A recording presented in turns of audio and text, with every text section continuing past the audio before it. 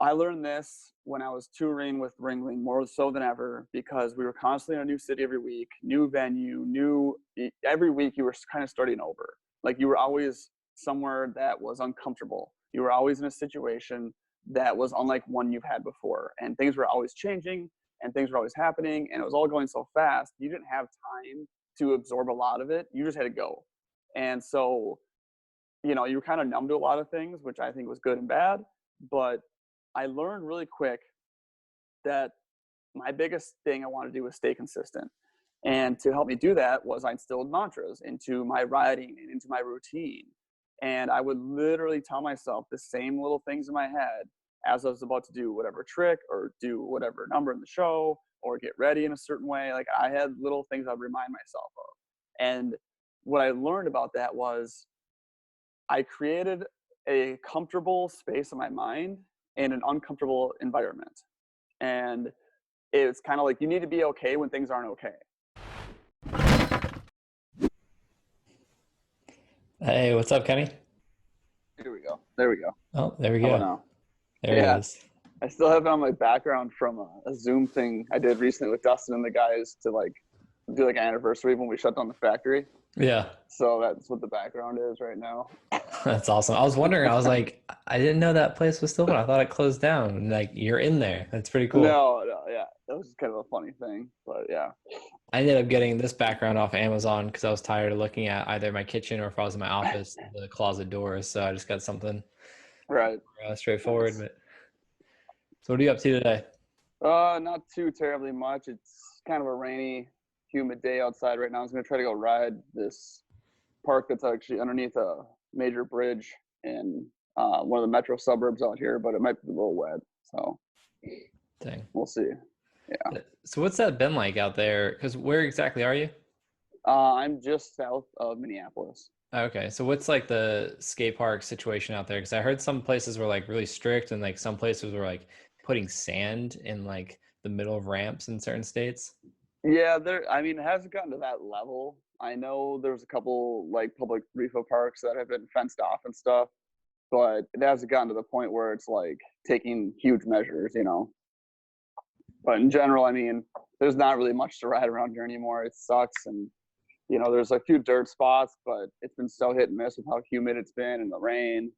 And we actually have a pretty nice public dirt park called Cottage Bike Park. That's basically it was something through Bell Helmets originally, where it was like a grant that city like was awarded, and they sent out a crew to make. Have you ever seen stuff like Valmont, Colorado, that like AJ and those guys ride? Or Yeah, anything where they got their yeah, those wooden places are cool. launches. Yep. Yeah. I think it's the same company because like this stuff looks identical as like what those clips have. But so we have that. That's pretty awesome. And they actually just put in a nice paved pump track that they finished up a few days ago. So that's been a cool addition. Yeah, that's rad. So what happened with Yeah. the factory? So long story short with that, um, basically for a little bit there, we were in an issue because our neighbors, because it was a big old factory building, big, huge warehouse building. So there's other tenants. And one of our neighbors was hosting these party events there. And it was fine and not a big deal in the wintertime when they were contained in their space. But then it got nice on the summer. And for whatever reason, the guy thought it was a good idea to have people on the roof of this place. Well, right next to it's like a couple bridges and it's pretty visible. And police saw people on the roof of this building, so they went over there to investigate and shut it down. Well, while they went in to deal with everything, it became a big thing where they brought in the fire department and had to make sure everything was up to code because it was like a lot of outdated things were going on in that building with like stairwells and not appropriate fire extinguisher placements and sprinklers. And through that, the city would just kind of like hammered down hard on us because we had a lot of stuff that was not up to code. Little did we know that if you built what was considered a hard roof structure inside of a building, it had to have a sprinkler underneath it or some kind of fireproofing. Well, we didn't know that. I mean, if you look at the photo in the background there, it's like, how many decks do you see? How many roofs are there?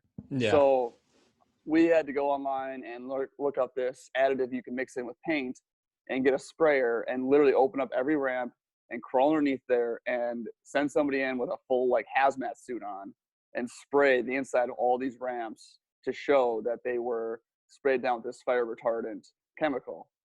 And so we did that. And then we were going through the next steps of doing everything else the fire chief was asking for. Well, all the while, the owner of the building, who was super chill on everything, she sold the building to this other guy.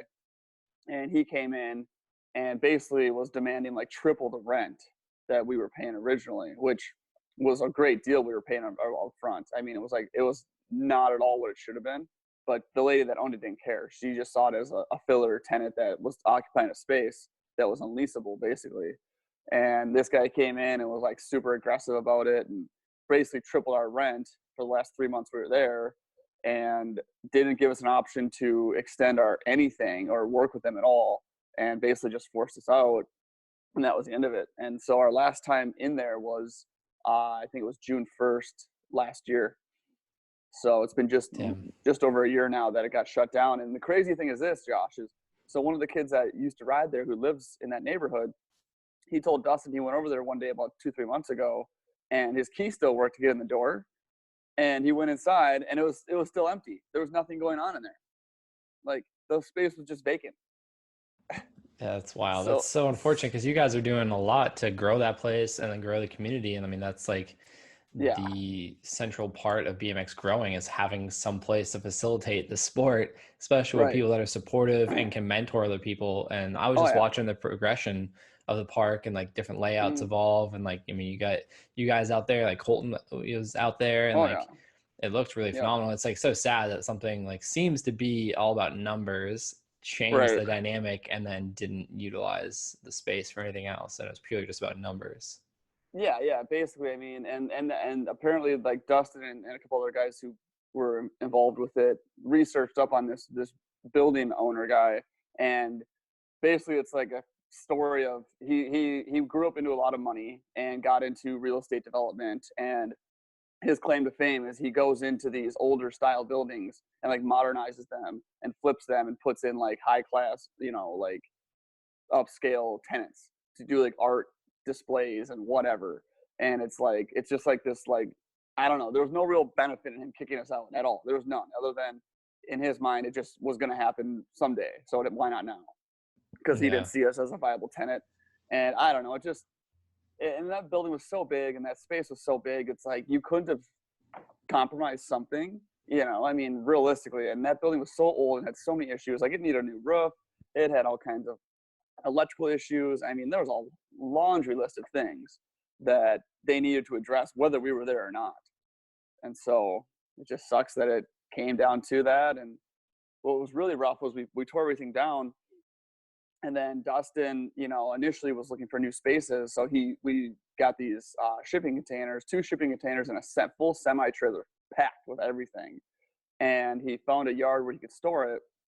And we were hoping to find somewhere within the next few months, but everything kind of fell apart. Whether it needed to be up to ADA code, the rent was, they wanted us to sign a 3 or 5 year lease at minimum. Well, it's like Dustin's looking at it going, well, I signed a 5 year lease in some of these places. That's a $250,000 obligation that I'm bound to, regardless of what happens. Like, that's a huge, huge risk to take. Yeah. And so that was hard. And we found a couple spots that were like awesome. But the hard part is when we first moved in that building, it was the right place at the right time, because the lady that owned it, she wasn't too strict on it. And everybody now that we tried working with is like, okay, so what is your operation? What's your business plan? What's this look like? What's that look like? They see it as, well, if you're doing something that you could potentially get sued on or lose your business on, how are we going to get paid? Yeah. So it When did that place originally start? 2000, was it 2010 or 11? I think we Oh, were in wow. operation for just over 8 years. Oh, okay. Because you and I met 2015, right? Yeah, something like that. Yeah, I think so. Yep. I didn't know it was around that long. Yeah, for a good little while. I mean, it was legitimately like just like 5 ramps. Like, we basically had a box jump, a 10-foot quarter, and a foam pit, and a 7-foot quarter. That was it. Yeah. That was for like the first almost year. And then we started expanding the space little by little. based on the tenants that were next to us not being there and negotiating with the owner to, to inch our way out. And so it just kind of took off from there. And I mean, at its peak, it was awesome. It was great. It had a good variety of ramps, and like you were saying, seeing the progression and the community behind it was pretty profound. Yeah. Yeah, those codes, man, those are tricky because like just getting a glimpse at when Daniel was opening his park, just like all the like the different sprinkler system things, or like you were saying, if you have like an enclosed ramp Mm-hmm. that's essentially like another roof itself, you have to have either a sprinkler in there or you have to have some sort of mechanism to like make sure it's fire retardant and like all these things. And so Right, it was right, like it's pretty crazy like what all goes into it, plus the city engineers don't know anything about ramps or transitions right. or all the codes that go into that. Was super complicated, so it's definitely a nightmare, I feel like, trying to get all that stuff going. But um speaking of when we first met, Mm-hmm. it's always a funny story when I tell people about you and the other dudes that I met, just because of where we met. Like we literally met in the circus, and it Right. was Brooklyn when I came out to Yep. start with you guys. We were out there for what, 2 or 3 weeks, and then Yeah. we went to Yep. Jersey for another week or two or something like that, back and forth. Mm-hmm. Um, so for those that don't know, that was the Ringling Brothers Circus that had BMX in. Was that the first year that BMX was involved? Yes, yes, that was the first year of that tour, and that was the first time that BMX was featured on a touring show like that to that scale, as far as I'm aware. Yeah, I think so too. Like, I don't know if anything else. I mean, Mhm. since then there's been some things, but how did you get involved? Because I was filling in for Koji, I believe it was. He had a broken wrist. And Right. so I was filling in for, I think I was with you guys for like 4 weeks, but you guys were on there from the beginning. Like, how did that all come to be? Like, how did BMX enter the circus? Like, legit with like elephants and stuff. Dude, that whole story was a crazy one for me specifically because originally that summer I was wrapping up my second year doing all wheel sports in Richmond, Virginia, and I was just getting home from that and getting settled back in. At that time of the year, the state fair takes place here, and there's a skate park, third layer out here, mainly skateboard oriented skate park, but they do offer BMX. Every year at the fair for the last, like, I don't know, 15, 20 years now, they've been doing a full skate park demo at the fairgrounds. Like, we're talking like full 8-foot quarters, box jump spines, wedges, you name it. I mean, they build a legit skate park for a 12-day festival. And so I was coming home and I was getting ready to do that. And I think it was after the first night of the fair that I was riding there, and I get a text message from Micah Crayons. And Micah's hit me up like, "Hey, what do you got going on the next few months?" So I'm thinking, "Oh, cool. He's got some division stuff lined up for his show team. Like, I'm wide open." And he tells me, "Well, the circus is looking for riders." Like, I was like, "The circus? What are you talking about?" And he said, "Ringling Brothers." I said, "What? No way." And so I initially was skeptical. I was like, "What? This sounds like he's messing with me or something, right?" And no, it was legitimate. A few days later, he sent the contract over, and at that point was kind of a hard decision for me because I had plans of heading to Australia for like a 6-month work visa. I already reached out to a bike shop out there and was emailing with the shop manager about how I could work with them and what I could do and in terms and everything. And we were all like, everything was set in place.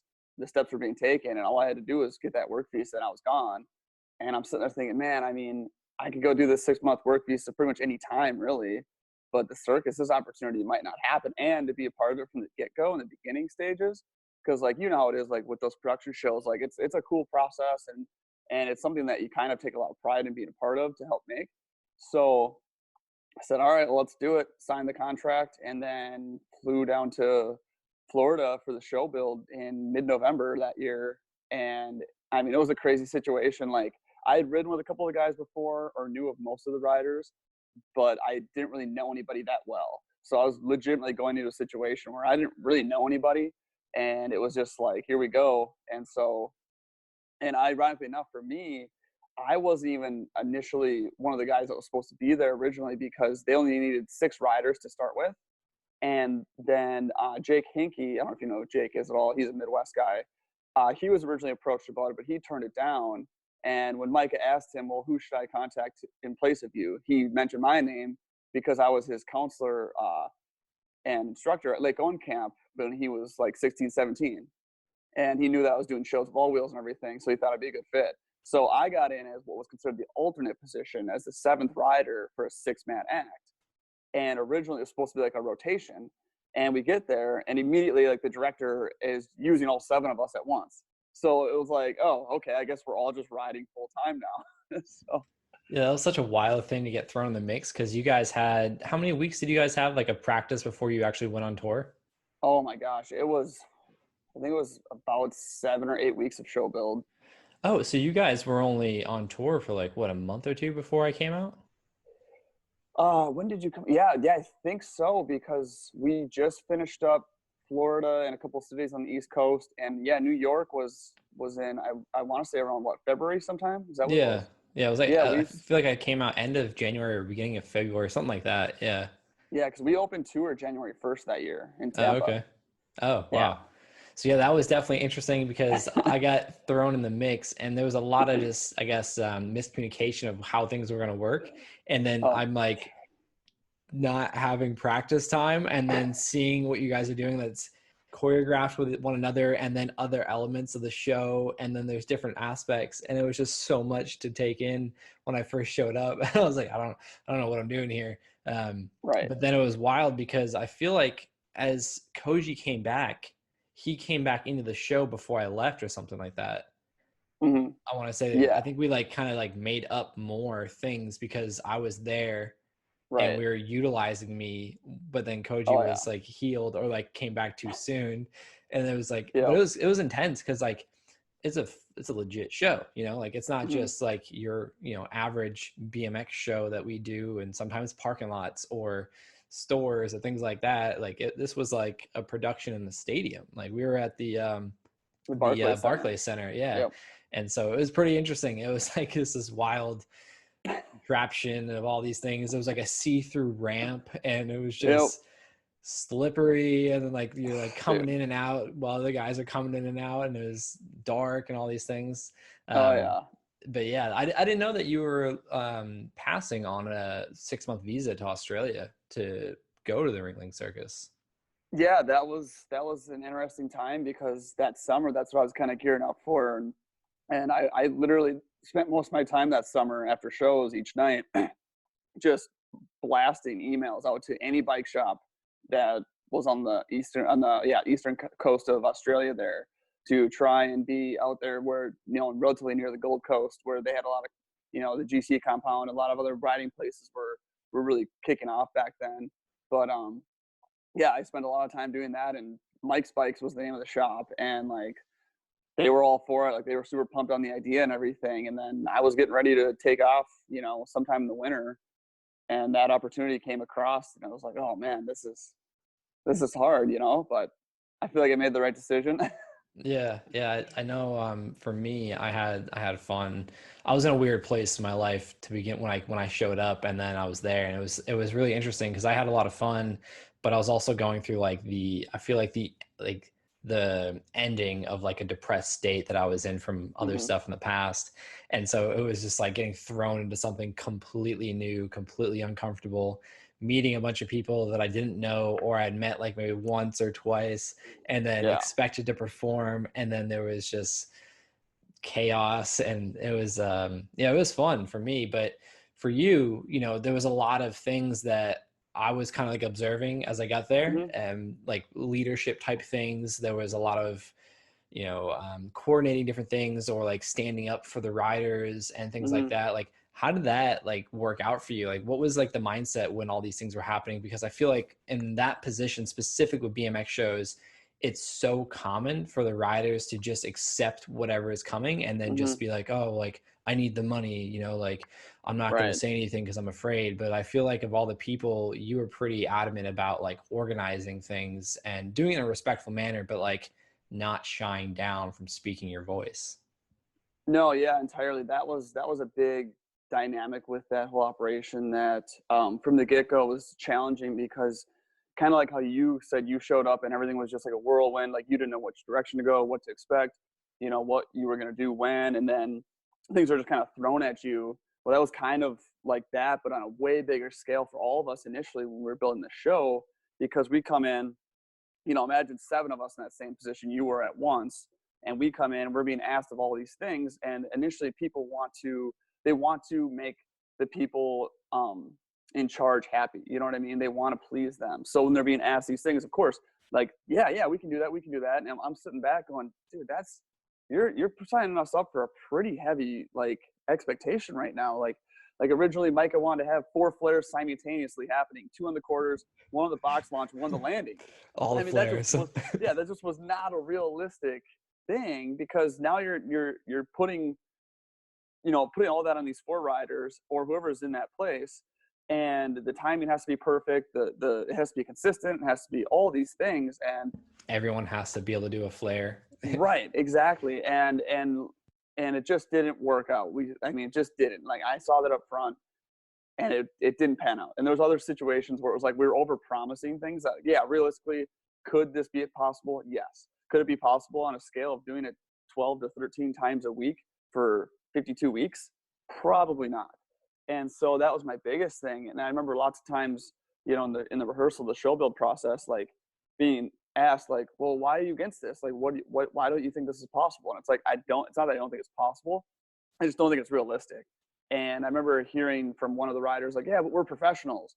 And I said, well, yeah, that may be true, but a big part of being a professional is recognizing what you should or shouldn't do, and acting on it, and not just complying because it's asked of you once, and you're trying to make everybody else happy.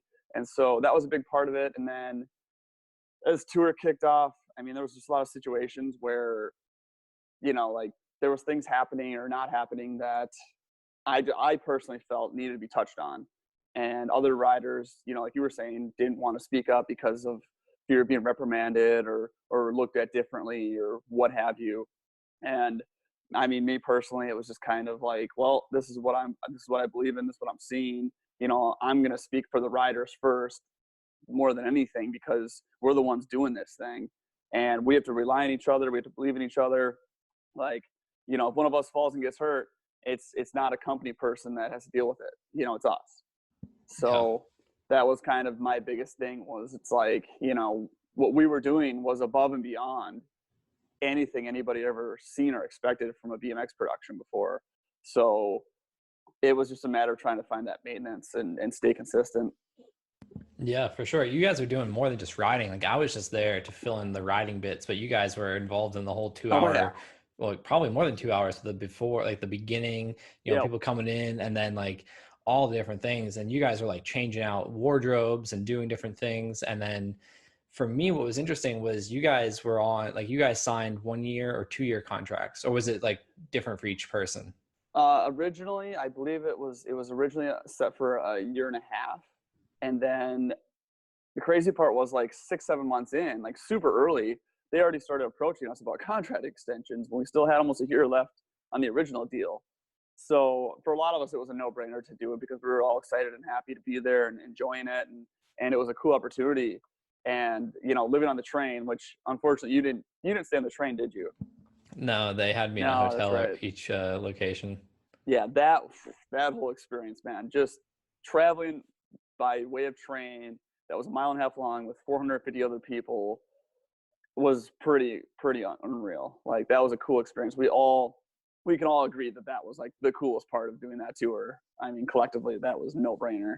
But yeah, it just, like you said, you came in to do the riding portion, and we were invested in the rest of it. We were in the opening number, we were in 2 or 3 other production numbers with or without our bikes, it didn't matter. And we're wearing different costumes and everything else, and have choreography and cues and stuff, and like, it was so much more than just riding your bike. And I thought that was honestly a really cool aspect of it.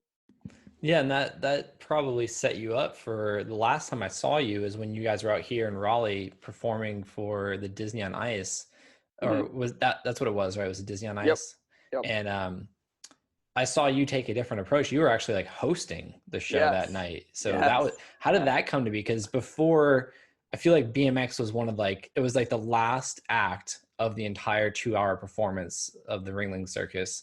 Hmm. but it was only like 7 minutes. It was like, or maybe less. It was like, it was really quick, but you guys were Hmm. involved in the other, aspects. But then Hmm. transitioning to Disney on Ice, you were like, you were hosting the thing. Like you had talking points and you were just doing your thing. Did you ever Yeah. ride in that show as well? Or was it just like what I saw when you were there hosting? No, yeah. So the Disney opportunity was, once again, another crazy transpiring of um things working out. So the hosting part, that was not my full-time gig there. That was so the way that company operated was, you have, everybody has, there's people that have specific main priority roles, and there's certain categories, like there's what's called principals. So the principals are people who are dominantly going to portray certain characters or certain spots of the show, and hosting was one of them. And so a Patrick was our original host. This guy Patrick Quinn, he was our main host, who he was contracted to fill that role.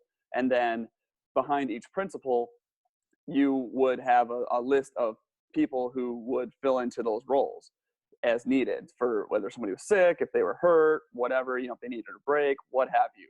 And so, and then there was, it was a tiered system where there was like first, second, third, fourth, in the rotation. And I was the first backup for the host position. And that show, I ironically came in, and each morning, before each show, you look at the show list and you see what you're assigned to for that show.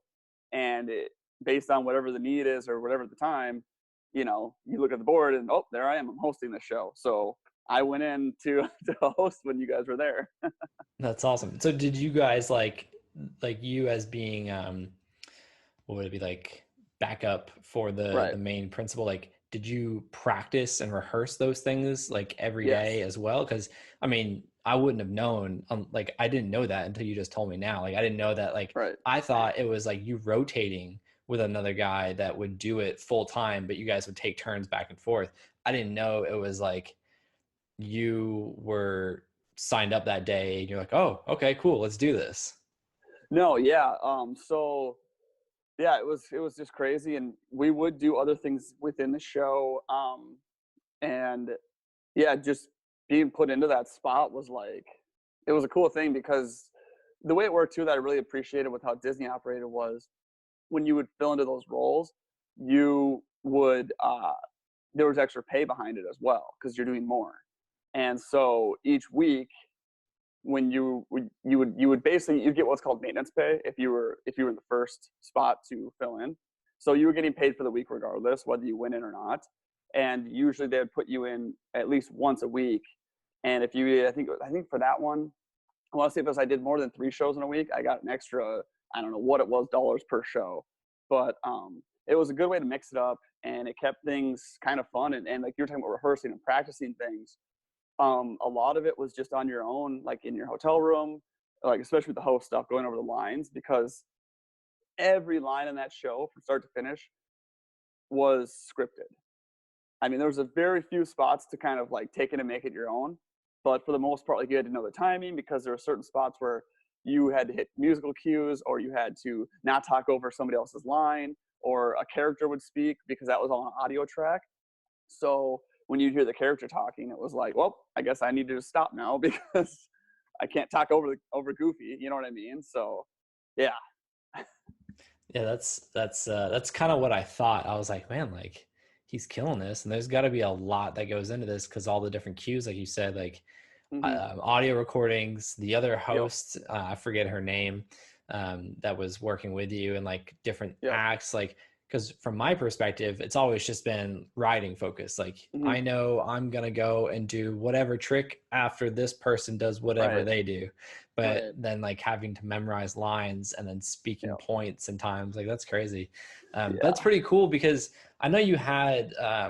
I mean, I don't know if you still have this passion, but you had an interest and a passion for hockey before BMX, and Hmm. then you got into BMX that led you into the circus that led you hosting Disney on Ice. And I'm just really curious, like, because I mean, as we've talked about before, BMX is very unconventional. It's not the Hmm. traditional sport. You don't go to college, which is something we were speaking about. I'm sure we'll talk again about, Hmm.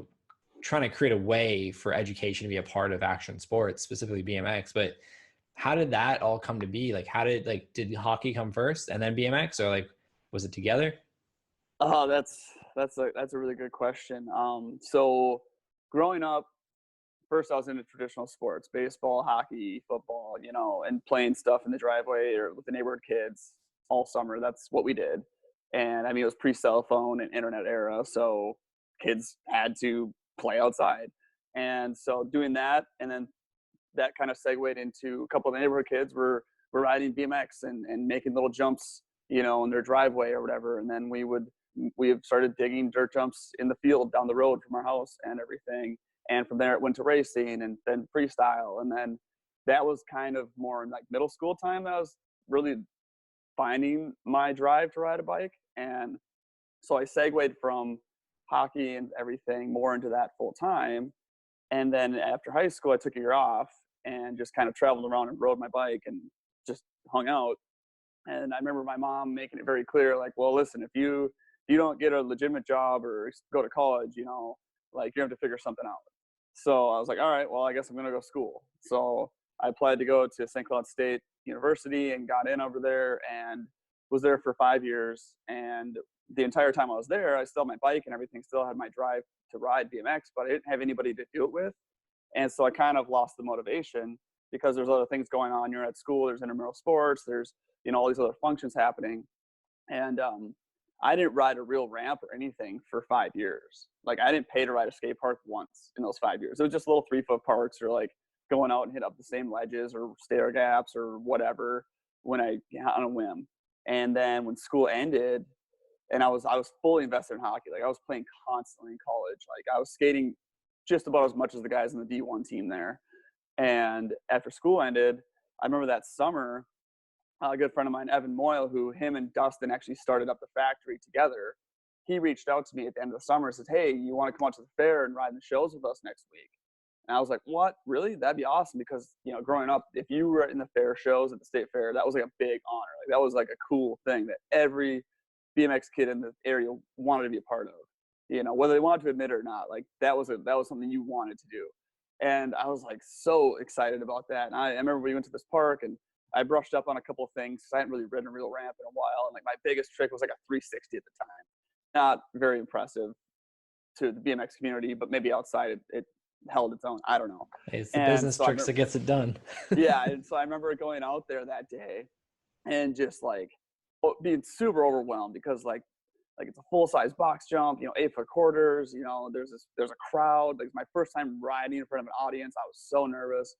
And I remember after the end of the first show, just like looking at it and going like, man, the other guys that are here riding are like so much more like powerful with what they're doing and have more and more presence and are really winning this audience over. Like this is really a cool thing. And I knew I didn't have a deep enough bag to hang with those guys. And I was like, that was it. Like that day was like, all right, I'm going to work as hard as I can until next year to be like a relevant part of these shows again. That was my goal, was to get to that level. And so that winter I was actually coaching a hockey team, a youth hockey team. And then that spring I got a job at a golf course and a job at an ice arena. And I just saved as much money as I could, as fast as I could, and started buying bike parts off of Dance Comp and reinvented my entire bike. I updated it from like, basically my bike was, at the time, was a Federal T-Nez frame. And there was no part on it newer than like 2003. And it was like 2009. You know what I mean? Like I was like 2010 actually at that time. So I literally updated everything. First folding tires, first time riding 36 spoke rims, like just changed my setup entirely. And that summer we went out to Lake Owen Camp a couple of times, which was basically like a Woodward in the Midwest at the time, like a very small version of Woodward. Yeah, I remember And seeing that camp in videos. I never went, but I yeah, always like wanted to go because I saw it in videos. no, yeah, that was a super good time out there. I mean, it was a lot of fun. And we went out there on little weekend visits and just hung out and rode the foam pit and played around the parks and stuff. And I learned so much that summer that like coming out that fall or early fall to do the state fair shows, like I was like, all right, here we go. Like we progressed. Like I have these 7 tricks I know I can do every time. And these other ones I'm working on. Like I was excited. I mean, it was crazy because literally in a year's time, I went from a 360 being like my biggest banger, to at the end of the shows that next year, I was trying 720s. And like, I mean, that was like a huge step for me. And so from there, it just kind of took off. And so, yeah, so then to answer your question about the BMX and hockey thing, it was hard because that when that started really getting momentum, it was hard to do both because I was so one or the other back and forth for those few year segments at a time. And so that became the challenge was how can I do both of these things now?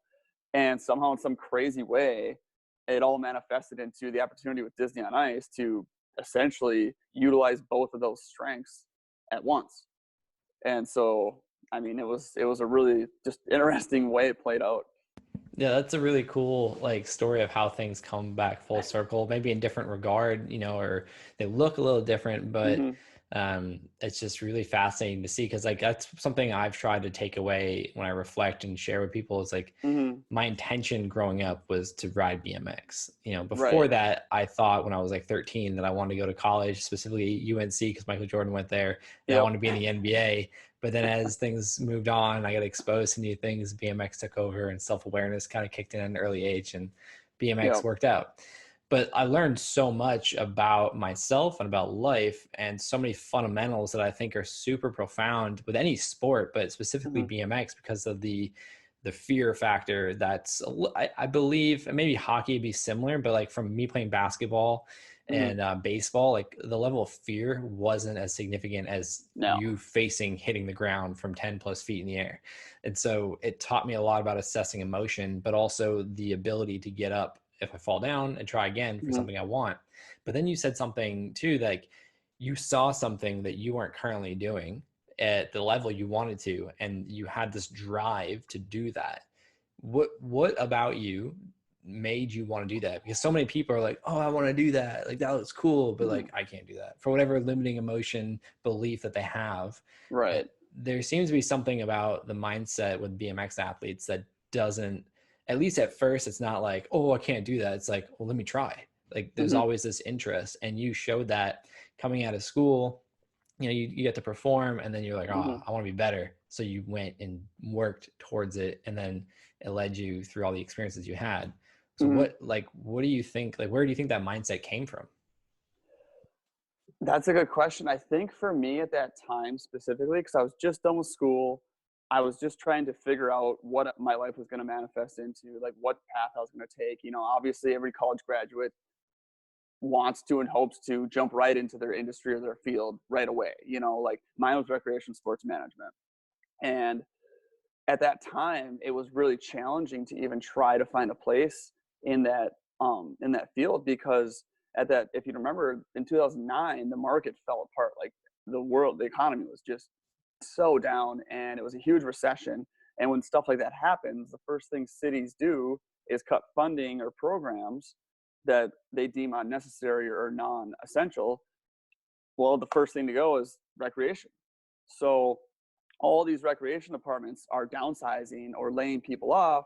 And so now I am this fresh college graduate trying to apply and compete for jobs with people who have 10 plus years experience in that exact position. Like, I mean, if you're running a department, who are you going to hire? I mean, it's obvious. You're going to go with the person who's got the experience and has the resume. So it was really challenging to try and find a place. And so for me specifically at the end of that summer, because I just finished my internship with minor league soccer team out here to finalize my degree. That was the last step I had to do. And at the time, I mean, it just didn't look like it was much going on for me to pursue what I went to school for. So I thought, well, you know what? Let's just invest all of our energy and effort into this BMX thing because I saw what Dustin and some other riders out here were doing locally with doing shows and traveling and contests. And I thought, well, maybe it's not too late for me to try and revolutionize what I'm doing with my bike and, just go for it. So that was my mentality was I'm going to just give this as much energy and focus as I can for the next year and see what happens. And if it doesn't work out, well, at least I tried.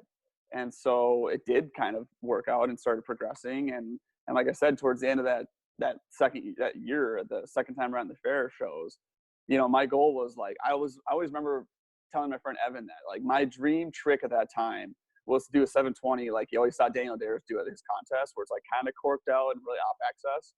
I was like, man, if I could just end shows with a 720 like that, that would be the coolest thing. That's all I'd want, you know, because it would stand out so much. And that was my vision, was to just get to that point. Because it's like, if he's doing it and other riders are doing stuff similar, why can't I? You know, like, what's the difference? I mean, other than it's everybody. I feel like everybody physically and mentally has a tolerance to everything, and it's all relatively close for the most part. I mean, yeah, genetics plays a role in how well you take care of yourself and how active you are, but for the most part, to physically do things, anybody's capable that puts their mind to it.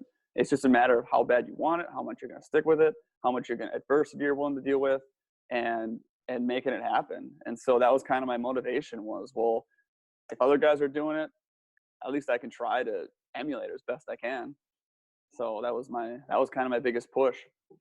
Yeah, and that's something that I've been learning from different people that I look up to. It's like success has a cost. You know, it's like there's a thing between talent and hard work, and people think it's all talent. But Mm-hmm. if a person with natural gifted talent and genetics doesn't work hard, someone Right. else that's not naturally gifted can outwork them and then outperform them. So it's a Yeah. combination, but also there's self-awareness that comes in. Mm-hmm. And I mean, like, I was never going to be in the NBA. I mean, I could say that, maybe that's a limiting belief. Some people would argue that, but I mean, Right. me being like 5'8", 5'9", I don't know. Right. Maybe Right. I could have been the first, but my passion didn't lead me there. And so I'm just curious, like, what do you think? Like, the mindset that we have now as adults, you know, going through BMX and all the challenges, all the adversity, all the pain, but the vision was stronger for us to do what we wanted with our bikes. Do you think that mindset comes first, or is that conditioned because of the sport and what it's conditioning you to, what it's teaching you, and Right. I guess what's the word, like exposing you to? Mm-hmm. Yeah, no, I think it's definitely a learned response, because in the initial, when people start doing an alternative thing like BMX, where there's no real guidelines, there's no real structure, it's literally you make it what you want. And honestly, all of your motivation comes from you. Nobody's coaching you, nobody's pushing you, nobody's expecting anything of you except yourself. And so in the initial, it's all experimental. You know, everyone's just trial and error. Well, what if I want to, oh, that looks cool. What do I got to do to learn that? I don't know, but I'm going to find out. Like, okay, I just saw that guy do a 360. Where do I got to start? Oh, I need to learn how to rotate a little bit off of a transition. Oh, now I need to rotate controlled. Now I need to do this in a way that I stay balanced, and it builds from there. And so I think what happens is you kind of push yourself into these challenges and into these situations where you have to learn, and you have to catch on, and you have to gain an understanding physically and mentally what you're doing. And I definitely think it's a conditioning aspect. And for some people, it does one of two things: it pushes them away, or it motivates them. You know, and when it pushes people away, you can tell, you can see it, because they'll fade off and go into something else, or they'll just give up on learning new things and just stay where they're at. If that keeps them content, great. And then there's others like yourself that take those things and go and run with it. Like, okay, I did this. Now I want to do this. Now I want to do this. Now I want to do this. And it's just this constant, never ending chain of self progression. And so I think that's very much a learned, conditioned thing. Yeah, I agree. And you said so many things that I want to talk about. One, you mentioned, you know, you observe others and Mm-hmm. then you try to model them. And that was a big key for me, and that I've taken away to my professional life outside of BMX and being an Right. athlete, is like, oh, what do I want to do? Let's find who inspires me in that field and let's model them and then create my own. And I Mm-hmm. remember Ryan Nyquist was mentioning the way he got so dialed of all the things he did back in the day when that stuff was like out, you know, not heard of other than Mira and like Mm-hmm. Miron and some of them. He was like, well, I watched videos and I thought that's how Yep. they rode every day. So I tried Yep. to ride like that every day, do my hardest stuff every day. And it's Yep. so funny to think about that, because he didn't know the reality of how those dudes may or may not ride every day. And then they confronted him. He was like, oh, I just thought that's what you did. So that's what I did. But he took it to another level. Yep. And for me, I call them virtual mentors. Hmm. That especially helped when I was kind of, for my last few years riding, developing other passions and interests. And what am I going to do? Because I can feel that I'm not, like, obviously I'm not going to compete forever. I'm not going to make a living at Yep. riding my bike forever, but I'm having these interests now while I'm still making a living riding.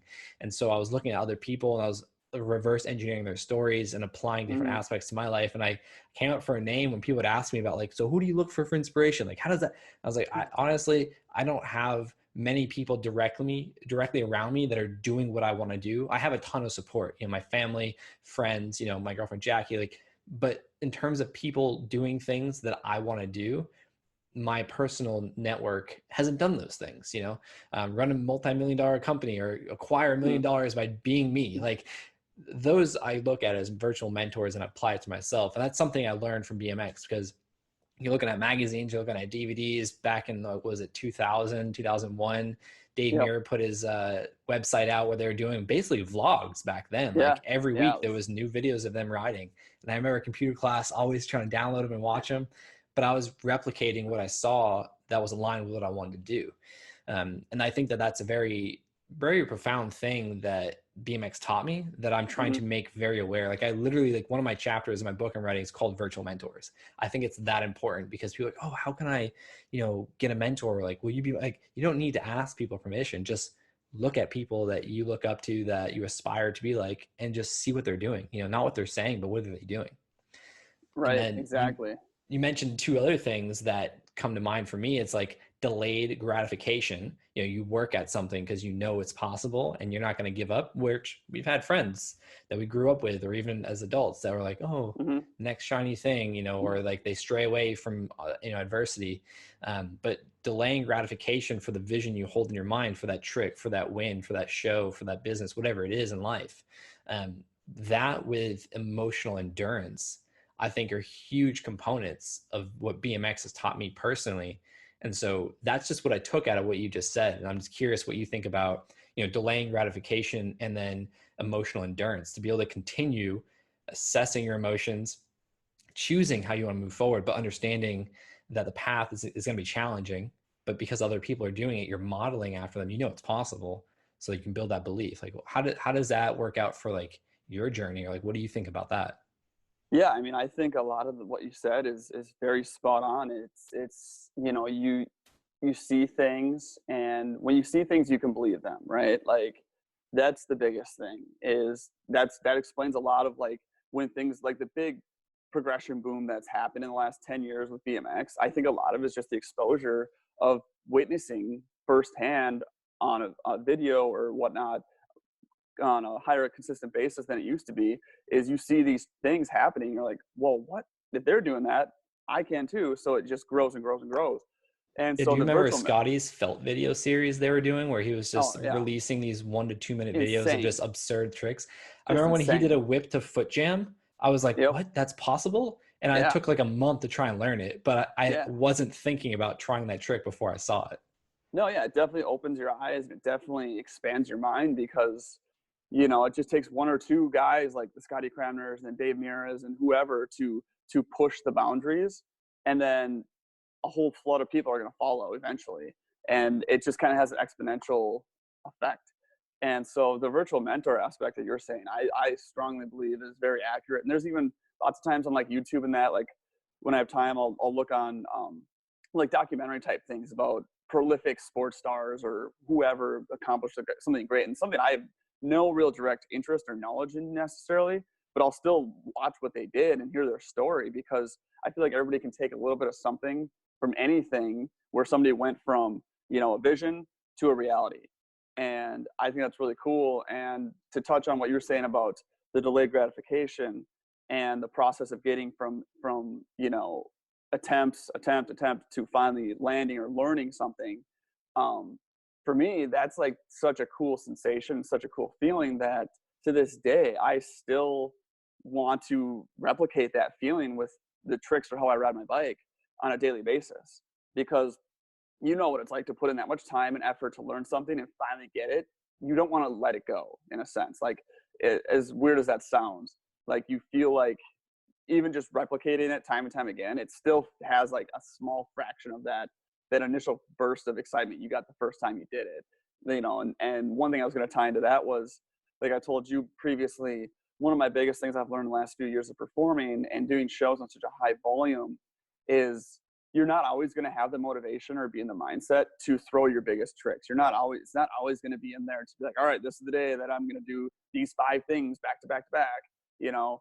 And so what you need to do is take a step back, at least for me, and look at whatever it is you are doing, to focus on how you're doing it and not focus on what you're doing. Like, yeah, I might be doing something that on a 1 to 10 difficulty might be like a 5.5, but I'm going to make that the best 5.5 I could ever make it. You know, like if I'm going to do a 360 X up, I'm going to do the cleanest, smoothest 360 I can do. I'm going to try to get that front end down, and I'm going to cross my handlebars as far as I'll go and hold it for as long as I can and try to land as smooth as I can. Like, not the biggest, craziest, most impressive trick in the world, but in my mind, if I can do that as best as I can, that's a win, you know? Yeah, no, I And agree. I, you know, and I feel like that translates a lot into other areas of life as well. I mean, whether it's, you know, whether it's anything, you can apply that mentality to anything you're doing, you know, whether it's going, you know, like you do public speaking stuff, you do seminars and conferences and that, like, I'm sure there's lots of times where you get off the stage or out of the focus or spotlight and you're like, oh man, what was I doing there? Or what, I forgot to say this, or I forgot to say that, or I could have said this better. Like, I'm sure there's a lot of spots where you critique yourself, but there's other times too where you're probably like, wow, that was really awesome. There was high energy. Everybody was engaged. You know, I really got my messages across.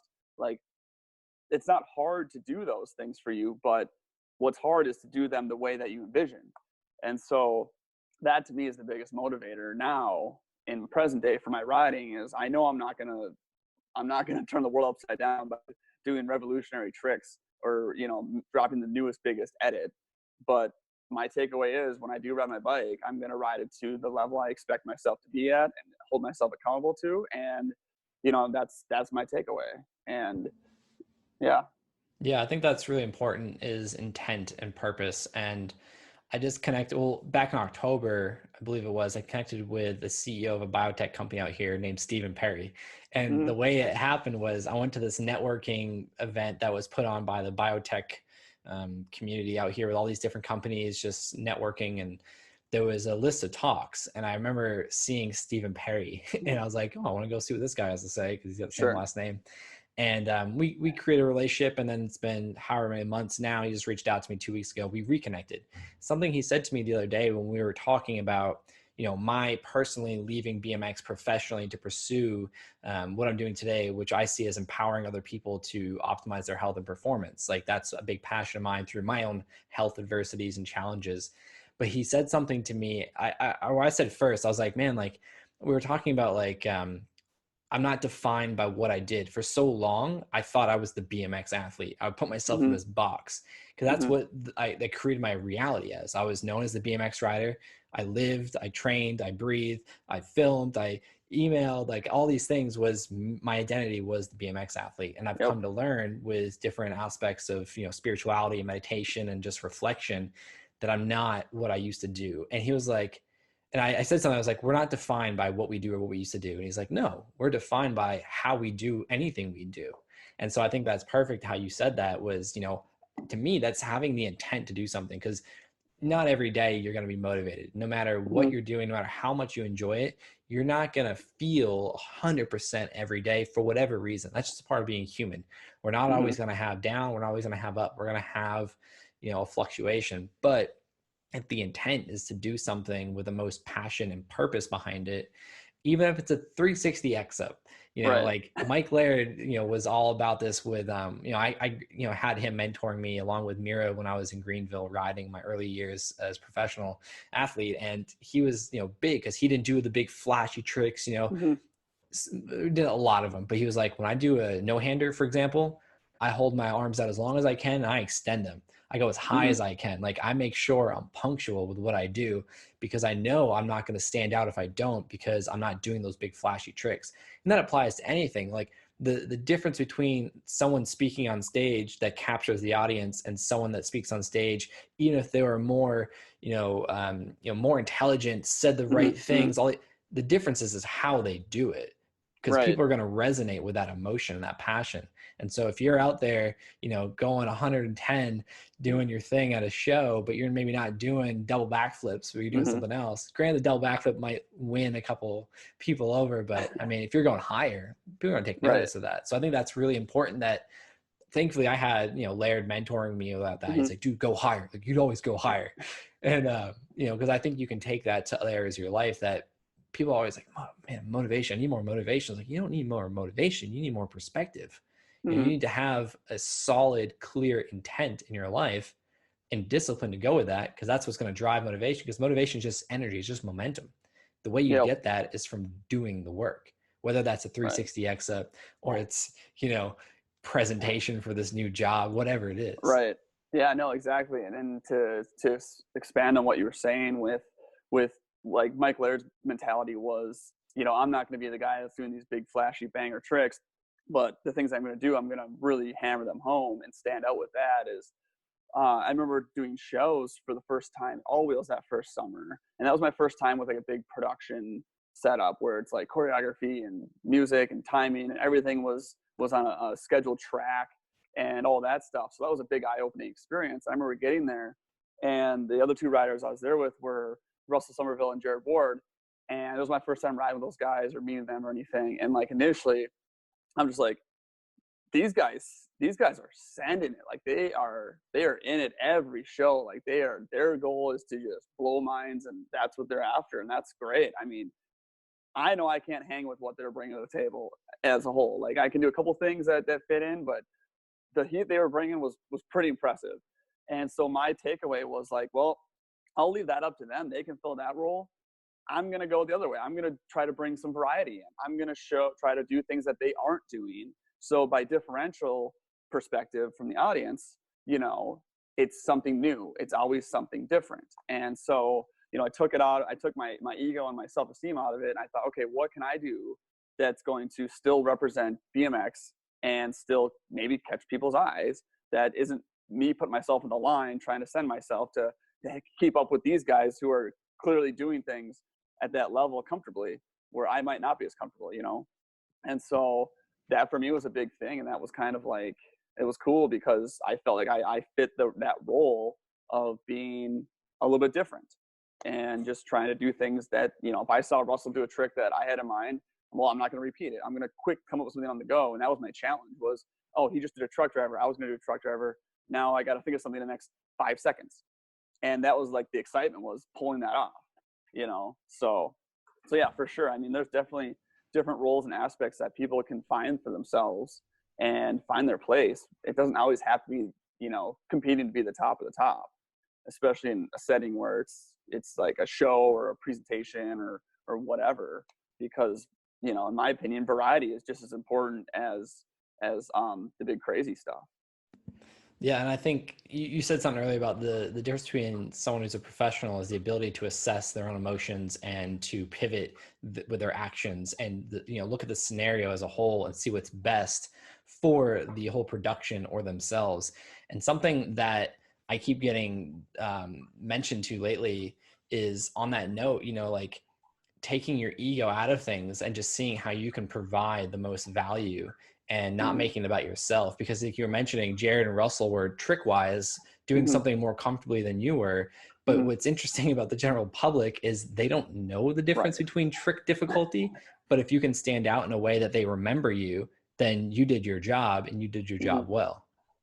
Right. Yeah, exactly. And that was kind of my thing was I just wanted to give a more well-rounded representation of what we were doing and I've been a part of shows in situations, the more traditional style ones where it's like you pedal and hit a ramp and with the factory we did a lot of shows to help support and fund that place. And a big key thing that Dustin incorporated that I think was pretty cool was he would invite riders out. If you were a member of the factory, you could come out and ride these shows. You may or may not gotten a focus piece or really like got to ride a lot, but you could still hang out and still contribute something. I remember a lot of the younger guys that didn't have the deep bag of tricks would kind of get frustrated with themselves or discouraged because they feel like they weren't contributing. And it's like, well, no, you are contributing because people are pretty blown away to see a 10 or 12-year-old kid out here jumping this 6-foot tall ramp, let alone taking your hands or feet off or spinning. Just jumping it alone is captivating them. And so, it's like, it was kind of like reminding them like, hey, listen, like you're still bringing value to the table, whether in your opinion it's not what you think it should be or want it to be, but it's there. You just have to see it. And so with those things, it was either they would get motivated or they get discouraged. And I tried to steer them towards the motivated side. Like, all right, well, what do you want to accomplish? Where do you want to be in 3 months? Let's work on it. And so, yeah, for a lot of it, that was kind of the way I saw it, was like you said, find that intent, find that purpose.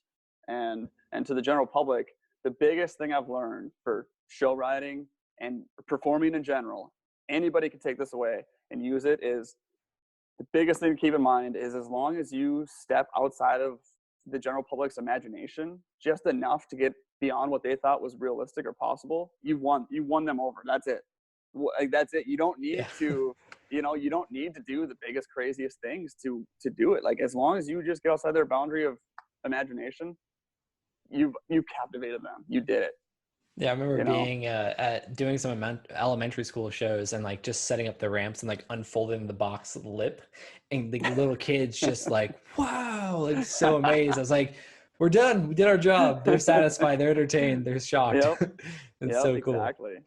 So yeah, you And mentioning how like you help kind of like coaching the younger mm-hmm, kids with these shows, maybe like they can't see that they're bringing something else to the table, but you're kind of mm-hmm, mentoring them that way. I think that's a good segment into what we were talking about the other week with like, what are you trying to do in terms of like your contribution with BMX, or like what do you, what is your vision for BMX? 'Cause I know we were talking about something that we share is similar perspective and interest in, and that's mm-hmm, something you've been tackling, especially with right now, going through COVID and stay at home orders for what, three mm-hmm. 4 months now. You've had a lot of time to think, and so yeah, like let's talk about that, because that seems to be something that's really fitting for you, just with the things you've been sharing and like you've been learning, and now wanting to pass that down to other people, but also to give back to BMX. Because so many people think, and this used to be like a common thing, I believe, like a common belief, especially those that competed, Mm-hmm. they thought BMX owed them so much. Like they're like, Right. like I'm not getting these sponsors, I'm not making this money. And it's like, I mean, BMX isn't there right now, and it's like, but at the same time, having that perspective, is always going to keep you feeling lack. It's always going to keep you feeling like you're in this scarcity mindset. But when you're focused on what you can contribute, the Mm-hmm. law of reciprocity, it's going to come back. But so many people are trying to take. But you've always stood out to me as someone that's trying to like give, whether it's just a friendship, or it's BMX. So like, what do you, and like, what is your intention with BMX? Like, where do you want to see it go? That's a good question. I would say my intention with it at this point in my life, and as after what I've accomplished and done with it and where it's taken me and offered me, I mean, I see it as definitely something it's more than just like an activity that fills time. Like, a lot of people in the general public look at action sports and see them as, well, that's just something to do. Like, it's not, there's no real track, there's no real ladder with it, there's no real vision that can be seen from the outside, like most things that kids get into. And there's a fair amount of the general population of kids that, traditional things are not their thing, and that's fine. Like, I wish and hope that someday it could get to a point where it's more openly accepted, like it's not looked down upon or had a negative connotation. And as hard as it is to break those molds, you know, that to me would be the biggest thing, is if it got to a point where it was more regarded as a real craft or art, like any other mainstream sport. I mean, the fact that it's scheduled to be on the Olympic stage whenever that happens is huge. That's a huge step, because that's going to put it in the forefront that a lot of people never expected, never imagined. And hopefully it's going to open a lot of eyes and open a lot of doors to see more growth and more expansion. And like you and I talked about, the idea of, what if, like, hypothetical, what if BMX could be like a high school sport or a college sport? Like, how amazing would that be? How game changing would that be? Because so many other sports or activities started out kind of in the same fashion and had to prove themselves and earn their way to get to those positions, where it's like, it's possible. It's just like we talked about earlier. You see it happening in front of you. Well, why can't it happen for us? Why can't this realm find that kind of breakthrough? And so to me, that's kind of my intent on BMX. And when I'm riding with, it doesn't matter who I'm riding with or what level they're at, if I can offer some kind of piece of motivation or insight or knowledge or whatever or support to help them get what they want out of it, then that to me is a win. I mean, it doesn't matter if you're 6 years old and you're learning how to jump your first ramp, or if you're 36 and you want to try to do a backflip for the first time. Like, I'm going to be right there to help motivate and push that person. And when they get that, they find what they're looking for. Like, I'm just as excited for them as I would be for myself when I acquired a new ability or something like that. Yeah, I love that. And that's been something really cool for me at the end of, I haven't ridden in like 7 months. Before COVID, I just wanted to take like some Mm-hmm. time off, and now it's evolved with COVID. And then now I'm like, oh, maybe I'll take a year off. I've never done that since I started riding, Right. just to see what changes. But when I was still riding, the end of last year, like so 2019, Yaka, his name is Yaka Remix Mm-hmm. from Slovenia, came and stayed with me for a second time, and we've been doing coaching for the last 2.5 years, or 2 years up until that point. And I got to go stay with him and his family, and they have a facility they built for him, and it's just really cool being able to like mentor someone and coach someone on these different things. And like when they land their trick for the first time, like you're so stoked. Because I remember Mm-hmm. the last time Yaka was here, the end of it was, well, actually it was still hot in North Carolina, so it felt like summer. But like last September, October, I think it was, he landed his first flip whip at 14 years old on the resi, full size Jeez, that's resi, crazy. and he like didn't even case that bad. Like, and then he started clearing it before he left, and I just was like so thrilled. He was stoked, and it was just so cool to Jeez. be able to like pass that down. But then in the bigger aspect of things like you were talking about, if there was something in the school systems, I would have finished high school and I probably would Mm-hmm. have ended up going to college like I originally planned to for basketball, but for BMX. And I think that Mm-hmm. that's something you and I mentioned or talked about this the other week. I mentioned like how many people you think that have this natural talent that can pick up BMX and like take it to another level that haven't been introduced to it for the obvious reasons of it not being accessible throughout the United States or the world. But Mm-hmm. imagine if it was more widely available, more widely accepted, especially in the school systems, to where you could get an education and there was a roadmap to follow. Like, hey, Right. you want to be a professional BMX athlete, you got to start here at these local amateur events, then you got to move up to Yep. the advanced or to this, and then there's local and regional professional events. And then I mean, back when I first started competing, we had the free flow tour. That was the amateur Mm-hmm. series. So we had our Yep. local contests, and then we had the regionals for the free flow, and then we had the finals, and then Yep. the winner of that got to go to do tour, the Yep. pro level. And that year it was Mike Spinner who won, and Mm-hmm. then Dennis Anderson and I and Brandon Dosh were in that same group that year. And like the next year we competed in the pro level because that was Yep. next steps for us. And so if there was something that kids could follow that would give them an education, because for me, I grew up playing school sports. Like my dad still plays as many sports as he can. Mm-hmm. I think he'll be 58 this January. No, he just turned 58. And wait, is that right? Yeah, because I turned 32. Yeah. Okay. And so he's still golfing. He's still bowling. He was playing softball up until 2 years ago. He had a hip replacement. He just kind of got Mm-hmm. over it. But grew up into sports, like playing all the sports I could, street hockey, basketball, little league, Yep. like all these things. But then there's something about BMX that just came to me in a different manner. Like it wasn't easy, but it just like it had me addicted to it. It had me hooked to it. But there was also this sense of working to something and then the gratification of landing it with no one yelling at me about what I did wrong. Like, oh, you fell. Like, yeah, I know I fell. And like that was something I didn't appreciate about that style of coaching. Was I Yep. remember in basketball in like 6th or 7th grade, I missed a shot, and the coach and the team just drilled me about it. And I was like, yeah, I was there. Like I saw I missed. Like I'm not stoked about it either. But with BMX, it was like, it was always constructive in terms of like, hey man, try this.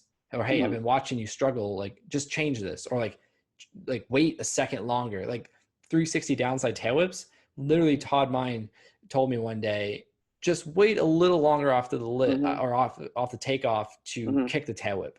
And then it worked for me first try. Just gotta wait. Like things like that. Right. I've seen such a difference in that style of leadership.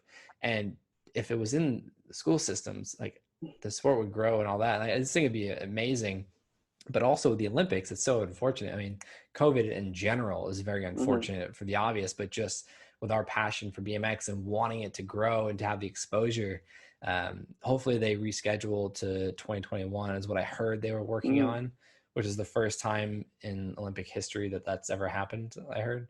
Um, Wow. but yeah, it's just very unfortunate chain of events. But yeah, I think that that'd be an awesome thing to happen. It would just provide so much more opportunity. So with all that being said, like what were you doing before COVID? Were you still touring around with Disney on Ice? Yeah, that tour was in full swing, and I remember when the whole concern about what's going to happen with this pandemic that's on the verge of possibly taking over a lot of things. We were actually currently in Montreal, Canada at the time, and it was kind of a weird feeling because it was like, man, what's going to happen? Like, are we going to get stuck here? Like, are they going to not let us come back home? Like, because at that time it was very up in the air what was going to happen. And luckily, nothing major was announced. And our next city was actually Minneapolis. And I was super psyched to go into this weekend and having my family and all my close friends come out and see this show and everything. And we show up and we do our opening day rehearsals and setup and everything. And I remember we had our company meeting that we had at the top of every week, and where we address topics or issues or things that are going on. And I remember our general manager, our show manager was there, and he was telling us like, listen, we don't know what to expect with all this. As of right now, our plan is to go through with things as planned and as scheduled through the weekend here, and we'll assess on a day-to-day basis. Because at that time, like professional sports teams were shutting down, tours, concerts, all of these things were just dropping off. And we did our first show that night, and it was just a really weird feeling because it just felt off.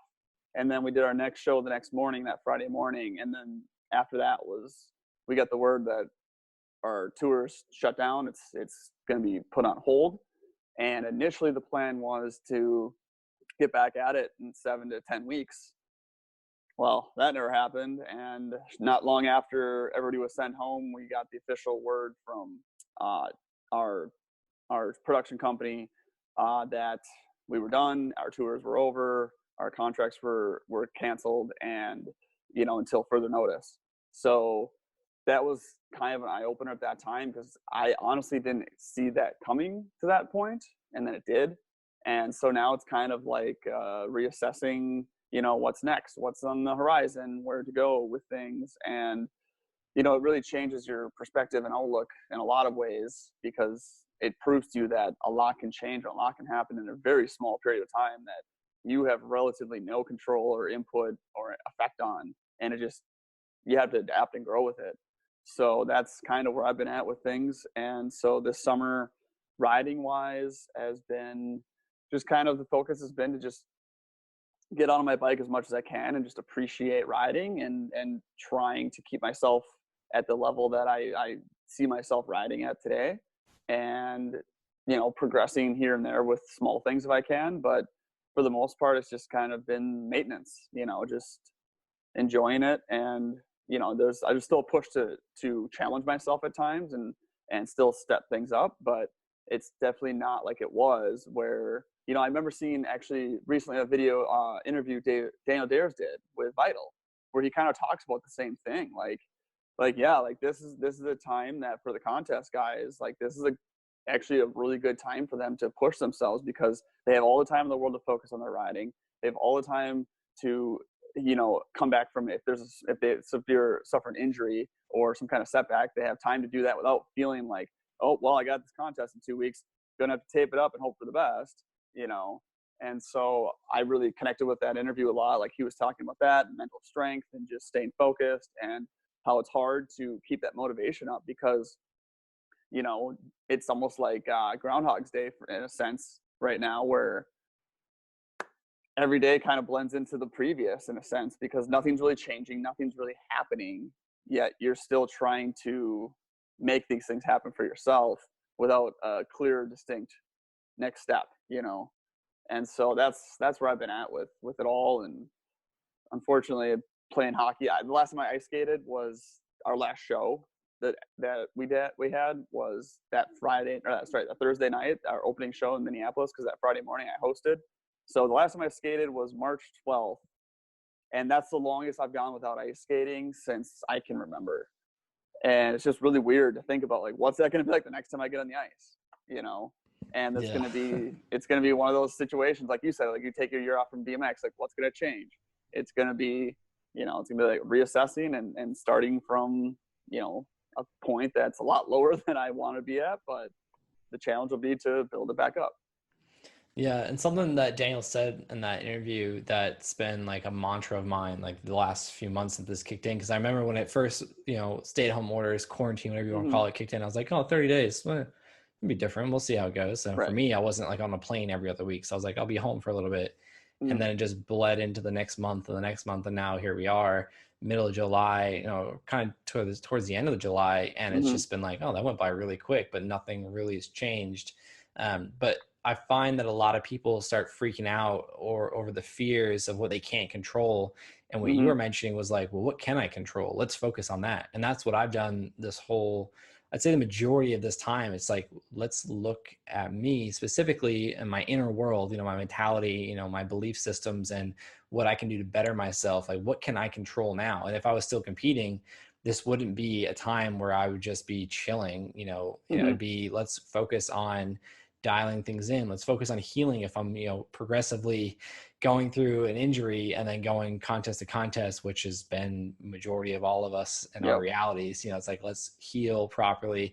Maybe let's try some new tricks. Maybe let's, get some other new things dialed in we've been thinking about rather than wasting the opportunity. Because I find that a lot of people are going to come out of this and there's either going to be the people that have progressed with this time or the people that have gone the opposite way and have Mm-hmm. made their life harder to come out because they didn't prepare. They just looked at it as like a fearful vacation, which doesn't make sense. But like this time Right. off of fear rather than focusing on what they can control, which for a lot of people, if they can just start focusing on their mindset, like become conscious of what they're unconscious of, what they're thinking and doing and saying, that's going to Mm-hmm. be tremendous for them coming out because they're not in the autopilot of day to day, 9 to 5, Yep. or the routines. Yeah, yeah, exactly. And then to continue with that aspect too, people have a lot more time now to focus on new things or to try to push themselves in different ways. Not maybe not huge life changing ways, but like subtle little, like I'm going to try to generate this habit, or I'm going to try to focus on improve myself in this fashion. Like for example, one thing I've been doing too is, keeping in touch with Daryl now, who that dude is honestly like his energy, his outlook on life, his inspiration he puts on people is, in my opinion, is like unparalleled. Like I've never met anybody like Daryl. Super awesome guy, like super genuine, just wants to see the best in everybody. And him and I, we keep in touch and challenge each other with little fitness things.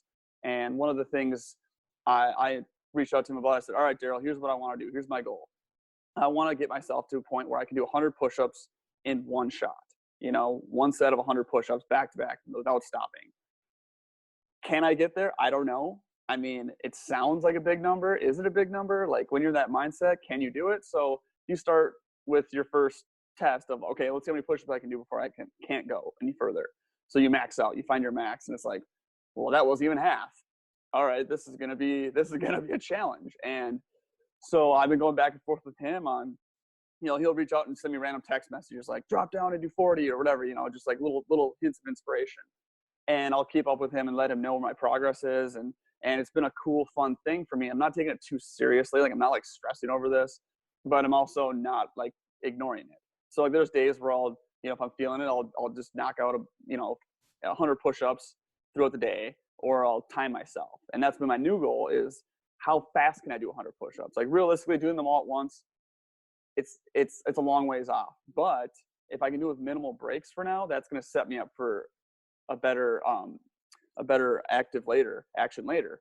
And so that's my thing. And so right now my current 100 push-ups as fast as I can record is 5 minutes and 38 seconds. So that to me is like, well, that's pretty big. I mean, you think about it, that's almost 20 push-ups a minute.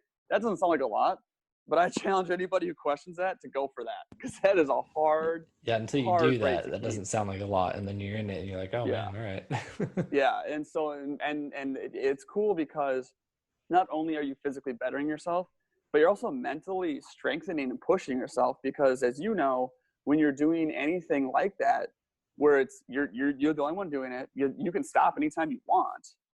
But when you force yourself and challenge yourself into those positions and into that mind frame, you really do kind of grow mentally. You're strengthening and pushing yourself, because you might be on push up 70 and you have 2 minutes left to do these last 30, like to hopefully hit that 5 minute mark. That's been my goal, is to hit 5 minutes.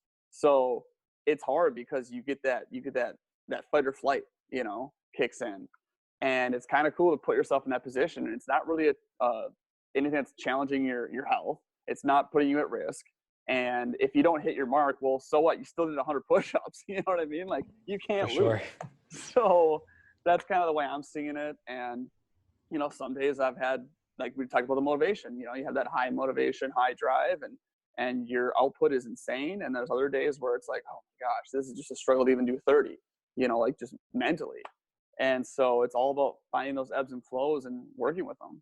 So that's kind of one thing I've seen as a positive of what's been happening, is picking out something small and simple for yourself to challenge yourself with.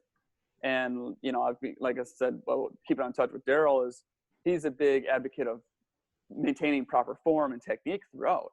So that's been a big thing too, is I've been now looking at it from a more self-awareness aspect of, okay, how well am I doing these? How efficient am I doing these? How proper is my technique? Am I fully going down and extending all the way back up to lockout every time? And so you start to fine tune those small things, and it bridges back to, it's not what you're doing, it's how you're doing it.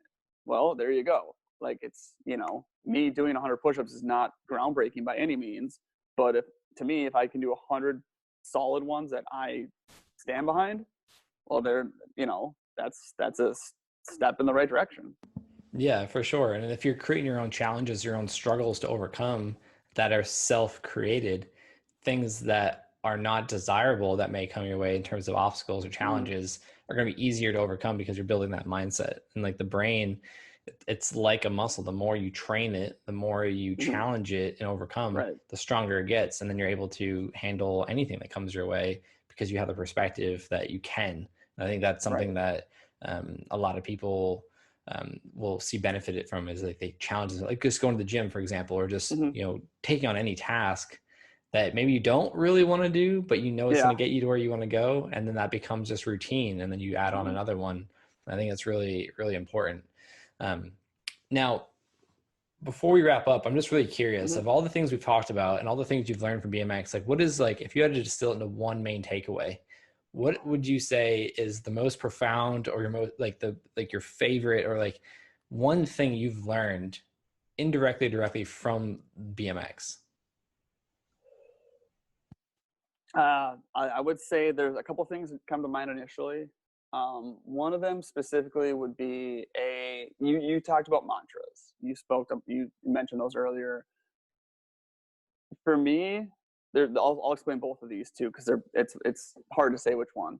The first one I'll talk about is the mantra one, and I learned this when I was touring with Ringling more so than ever, because we were constantly in a new city every week, new venue, every week you were kind of starting over. Like, you were always somewhere that was uncomfortable. You were always in a situation that was unlike one you've had before, and things were always changing and things were always happening, and it was all going so fast. You didn't have time to absorb a lot of it. You just had to go. And so, you were kind of numb to a lot of things, which I think was good and bad. But I learned really quick that my biggest thing I wanted to do was stay consistent. And to help me do that was I instilled mantras into my riding and into my routine. And I would literally tell myself the same little things in my head as I was about to do whatever trick or do whatever number in the show or get ready in a certain way. Like, I had little things I'd remind myself of. And what I learned about that was I created a comfortable space in my mind in an uncomfortable environment. And it's kind of like, you need to be okay when things aren't okay. You need to find a way to do that, whether it's mantras, whether it's a routine, whether it's whatever it is. Find that process that brings it all back home, and that's the thing. And so if in your mind, if you're in a familiar space, well, that's at least one thing you can cross off the board that you don't have to worry about, if, and mentally, like I'm sure you're well aware, mentally, if you're mentally strong, everything else will follow. And so if you can build yourself up to mentally strong first, that's the huge first step. Physically, BMX, like a lot of sports, is, in my opinion, is 90% mental. Yeah, The no, I other agree. 10% is just doing it.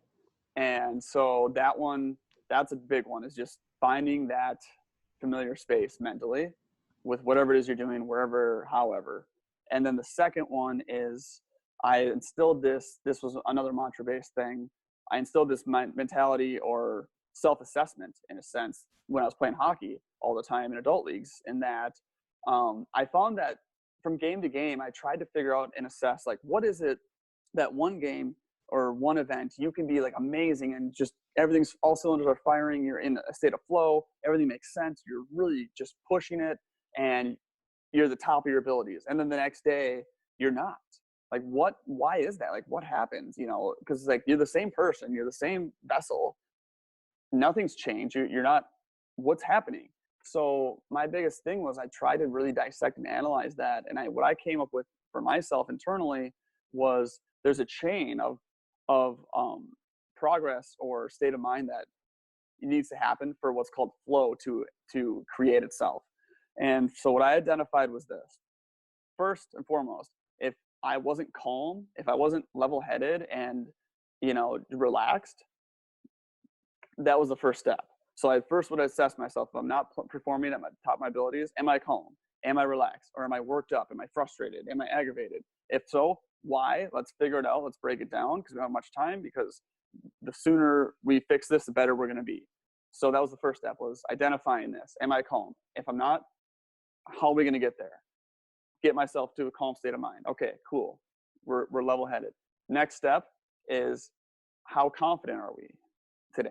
Like, are we, are you going into this play or going into this run? How confident are you in your abilities right now? Like, be able to take a step back and just break it down into small fragments where you can take things and it's not so overwhelming to try and do the big task. So now it's like calm, and then you can check that off. And then we the the confident aspect. Okay, now I'm confident. The final one is creativity. When you can hit that point where you're calm enough and you're confident enough that you can focus on being creative, that's when magic happens. That's when things happen that you didn't envision, you didn't think, they just worked out. And the best part is they happen because you let them happen, and you helped build yourself up so they could.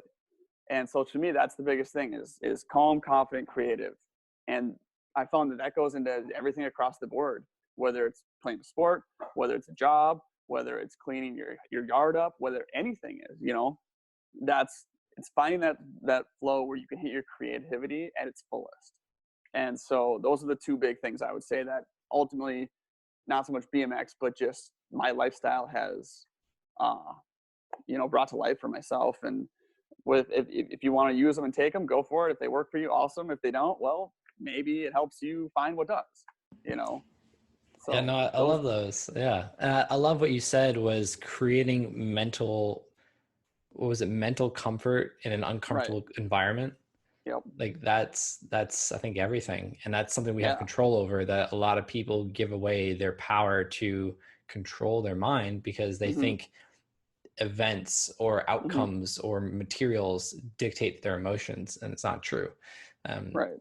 and then what you're just explaining about creating a pattern to create flow Mm-hmm. state, that's the difference between being in a stressful state or being in the seat of the observer, just observing things, not judging things. Because when you're stressed, all Mm-hmm. your energy and focus goes to saving your life, but majority of stress we create today is not life or death. Right. It's just self-created in our mind. And so when you can Mm-hmm. create that state of ease, Mm-hmm. that's where I just read the book called The Seven Spiritual Laws of Success. It's a Mm-hmm. brief book by Deepak Chopra. And the sixth law is detachment.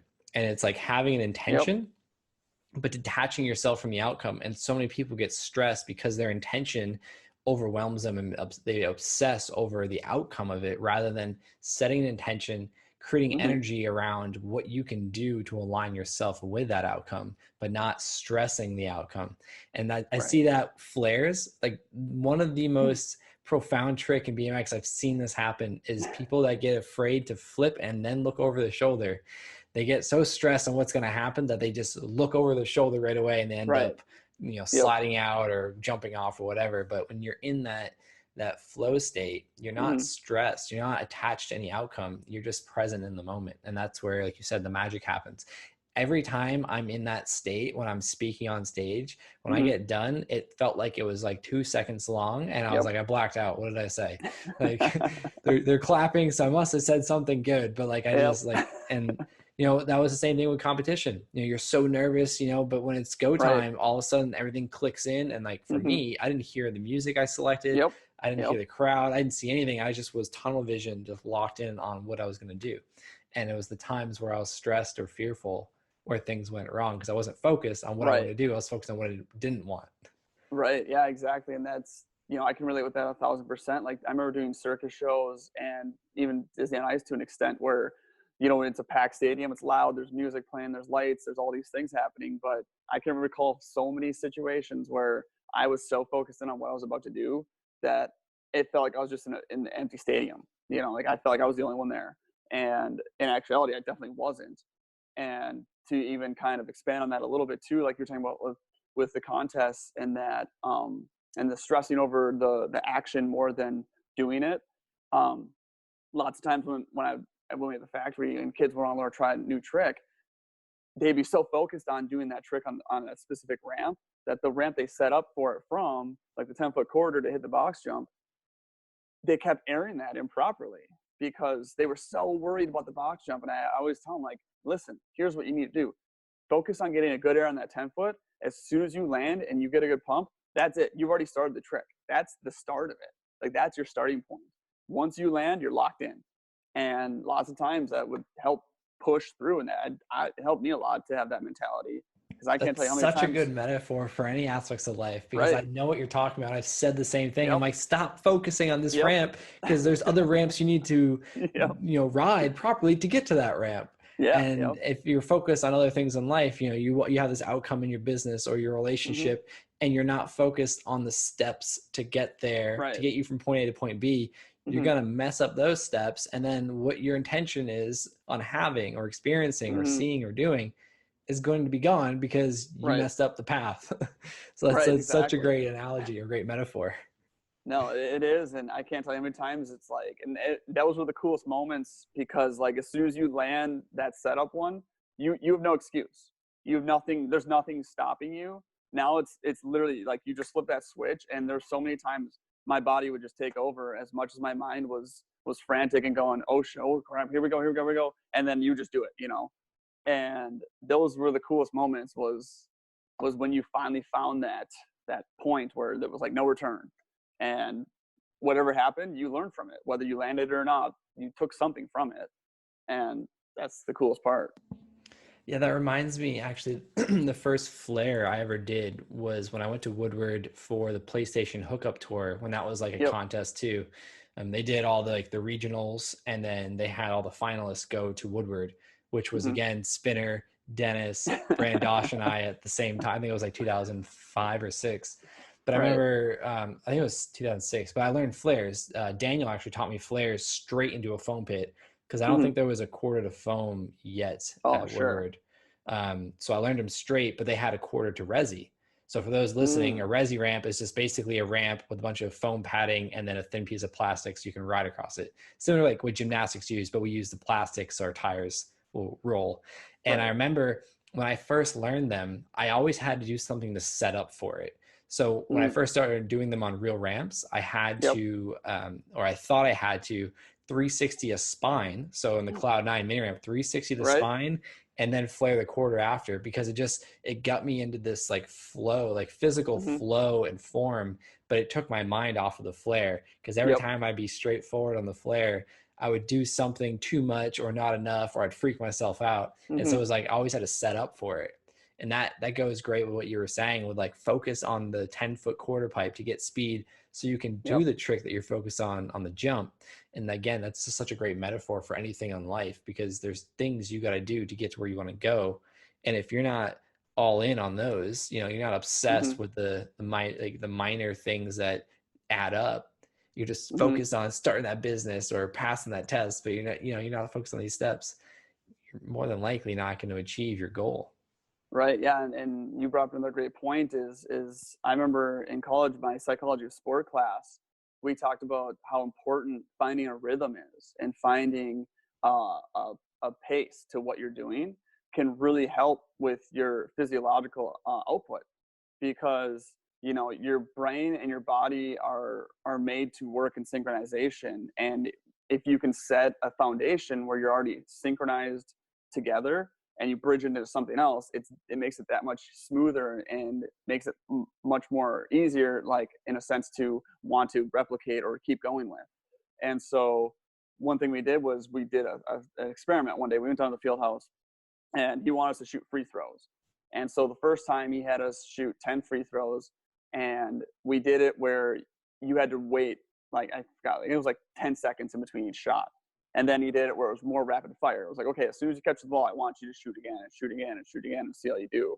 And we did this a few times each. And the data would show that when you were doing it on a more of a patternistic rhythm base, you had a higher success rate, because you got your body moving and your mind moving and thinking more in synchronization. So yeah, so for you to 360 that spine to go into that flare, that was more like internally, that was you finding the comfort zone to set yourself up where your mind and body were on the same page.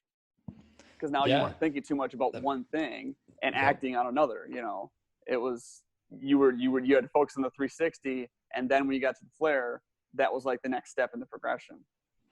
Yeah, it just made sense. And that what you just said makes so much sense, because we see that with like when people, get into meditation, and what we're Mm-hmm. trying to do is we're trying to align your inner world, like your mind, with your Right. outer world and your behaviors. And so when you can get those in synchronicity, that's when you literally can manifest the things you're working towards, because it's not like law of attraction's taking over and you're attracting these things, but Right. you're putting yourself in a place mentally and physically that's going to align your actions with the outcomes. And it literally speeds up time to when you have those things, because the more Mm-hmm. you force the outcome, the further away it gets. And that was another one of the takeaways from that chapter, the law of detachment, is when you can stop focusing on the outcome so much that your intent is there, but you're aligning your actions that are going to lead you there. You're focused on the process, and you Mm-hmm. forget about time, you forget about an outcome. That's when it seems like time goes by so quick, and then there you are. So Right. that's yeah, I just love that, because that's like my favorite thing about BMX is like all these metaphors for life, like things that we're not in tune with when we're a child or even a young adult. Mm-hmm. And then we have conversations like this. It's been 14 years since I learned to flare, and I never thought of that till this conversation, of how that 360 was creating that rhythm for me to be Yep. successful with that trick. And that's huge. Yeah. I mean, that's the big thing, and like you were saying, a lot of it does apply to more areas of life than some people might recognize or identify. And whether they're conscious of it or not, I feel a lot of things, whether it's BMX or whatever sport or activity you're into, that's like your self-expression type thing in life. You can really learn and take a lot away from it. It's just a matter of recognizing it and applying it to other aspects. Yeah, 100%. And I think what's really cool is, like we were talking about earlier, going all in on BMX led us to different things in our lives. We crossed paths, Mm-hmm. 5 years ago, Yeah. over 5 years ago now. Yeah. And it's been pretty cool to see the evolution of that, and then where we may go one day, because we took a risk on something we were passionate about, that I find many people in society today are fear driven away from what they want to do because it's not Yep. quote unquote safe. There's no guaranteed success, which I'd argue Mm-hmm. there is no guarantee of success in any aspect of life. So I think that's really cool. And I appreciate you being supportive of me when it was a time where you could have easily been like, who the hell's this dude? Like, I don't care. I ain't got time for you. But we had some good times and some good conversations. And again, today, I appreciate you showing up and sharing your story, your journey. And I'm sure we'll talk again, obviously as friends off of the podcast. Right. But I think that we opened up opportunity to talk about a lot more things in depth, and I'm looking forward to it. Yeah, likewise. I mean, same thing. It's just interesting and cool how things intertwine. And when you showed up in New York, I remember I never would have imagined, this many years later that you would have gone the direction you have with things and taken it to the level you have. And I would go off and do my own thing. And then here we are still today, able to find a common ground and find, a lot of similarities with what we're doing, even though we're both on completely different paths in a sense, but it's still kind of the same. So it's interesting. It's been pretty rad.